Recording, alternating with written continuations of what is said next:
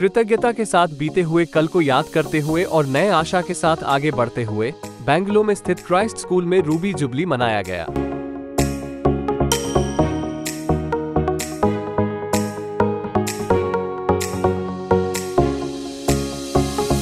यह उत्सव स्कूल की 40 वर्षों का एक्सीलेंस और कमिटमेंट का एक प्रतीक है, जो हर बच्चे को जागरूक करने की वह संसार के ज्योति है, perfection of character, mental supremacy और स्पिरिचुअल कॉन्शियस दिखाता है।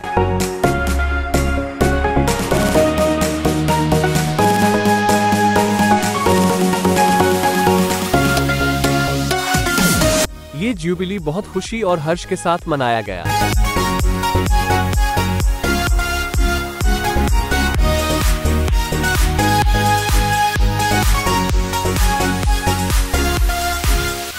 यह एनुअल फंक्शन की कुछ झलक इस वीडियो में मौजूद है। Please like the video, share your valuable comment और चैनल को सब्सक्राइब करें। धन्यवाद।